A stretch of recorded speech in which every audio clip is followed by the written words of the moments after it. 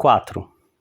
Era um caça estelar, um antigo, com design completamente desconhecido para mim.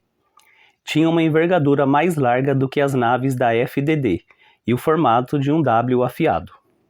As asas retas, semelhantes a lâminas, emolduravam um cockpit velho e coberto de pó. O anel de aclive, a coisa que dava suporte aos caças estelares, estava enterrado nos detritos sob a nave, mas, pelo que eu podia ver, parecia inteiro. Por um instante eu me esqueci do teste. Uma nave. Há quanto tempo aquele veículo estava ali, para que tantos destroços e aquele monte de poeira pudessem se juntar ao seu redor? Uma asa estava dobrada quase até o chão, provavelmente efeito de algum desmoronamento, e os propulsores traseiros estavam bem detonados. Eu não conhecia o modelo. Aquilo era incrível. Eu conhecia todos os projetos da FDD, cada nave Krell, além de saber de cor todos os projetos dos veículos usados para o comércio pelos clãs humanos nômades. Havia estudado até as naves antigas que usávamos durante as primeiras décadas depois da queda em detritos. Eu podia falar sobre cada modelo mesmo enquanto dormia, desenhando seus esboços na memória, mas aquele modelo eu nunca tinha visto. Larguei a mochila no chão e subi, com cuidado, pela asa que estava dobrada.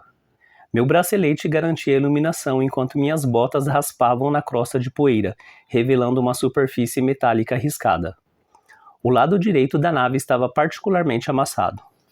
Isso caiu aqui, pensei, há muito tempo.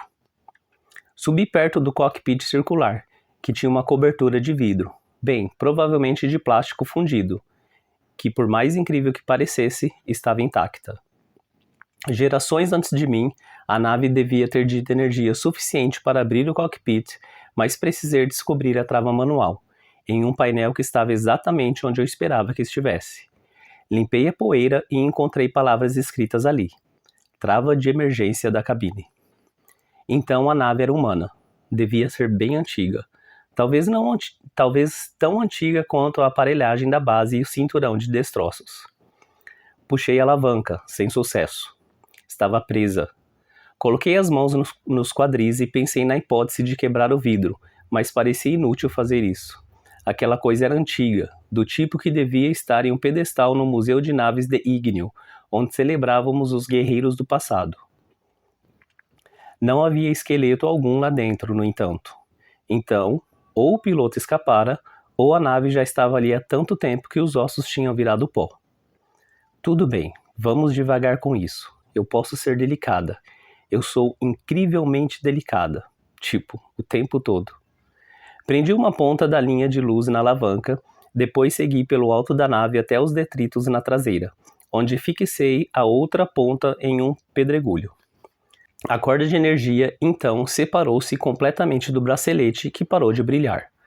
A linha era capaz de funcionar por 1 ou 2 horas desconectada da fonte de energia, mantendo o comprimento que tinha quando foi solta do bracelete. Deitei de costas, apoiada contra a parede, e empurrei o pedregulho com meus pés. A pedra começou a rolar pelos detritos e assim que ouvi um clique vindo do cockpit, desfiz a linha de luz com uma batida. A corda brilhante se soltou dos 2 lados e foi sugada para dentro do bracelete. Feito isso, engateei de volta e encontrei a alavanca puxada e o antigo cockpit entreaberto. Atentamente, ergui a tampa, fazendo a poeira escorregar para o lado. O interior parecia extremamente bem conservado. De fato, quando entrei no cockpit, descobri que o assento estava duro, mas o couro não encontrava-se rachado ou em decomposição. Os controles são similares, pensei, apoiando a mão esquerda no acelerador e a direita na esfera de controle, enquanto os meus dedos se mantinham apoiados nos sulcos. Eu já me sentara em cockpits de simulação antes, no museu, mas nunca em uma nave de verdade. Coloquei a mão no bolso, sentindo o broche do meu pai, que eu tirara do esconderijo antes de me aventurar pelos túneis. Eu o segurei, deixando-o brilhar, refletindo a luz do meu bracelete. Será que era assim que meu pai se sentia, com essa impressão de estar no lugar certo, quando se sentava em um cockpit? O que meu pai pensaria se soubesse que a filha se sentava em um cockpit? O que meu pai pensaria se soubesse que a filha dele passava o tempo caçando ratos, ou que agora estava ali, em uma caverna empoeirada em vez de fazendo os testes para piloto. O que ele pensaria se visse que ela estava disposta a desistir em vez de lutar? Eu não desisti, disse, em voz alta. Eu não fugi. Ou, bem, eu tinha desistido. O que mais eu podia fazer? Não dava para lutar contra todo o sistema. Se a Almirante Ironsides em pessoa, a líder da FDD, não queria que eu entrasse, não havia nada que eu pudesse fazer. A raiva tomou conta de mim. Frustração, ódio. Ódio pela FDD, pelo jeito como tinham tratado meu pai, ódio pela minha mãe e pelos professores, por todos os adultos que tinham permitido que eu sonhasse, quando certamente sabiam a verdade. Fechei os olhos e quase pude sentir a força dos propulsores da nave atrás de mim. Senti um empurrão da força G ao fazer uma curva. O cheiro do ar fresco e limpo da atmosfera superior sendo sugado para dentro do cockpit. Eu queria sentir isso mais do que qualquer coisa. Mas, quando abri os olhos, estava de volta à antiguidade empoeirada e danificada. Eu nunca voaria. Eles tinham tirado isso de mim. Uma voz sussurrou fundo na minha mente. E se justamente esse for o teste? E se eles quisessem ver o que eu faria? Caramba, e se a senhora Vimer estivesse mentindo? E se eu estivesse fugindo à toa? Ou pior, e se estivesse simplesmente provando a eles que eu de fato era uma covarde, como todo mundo afirmava que meu pai era?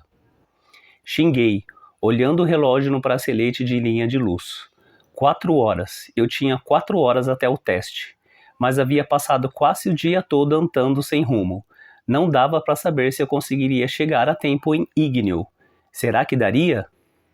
Conquiste as estrelas, Spensa, sussurrei. Eu tinha que tentar.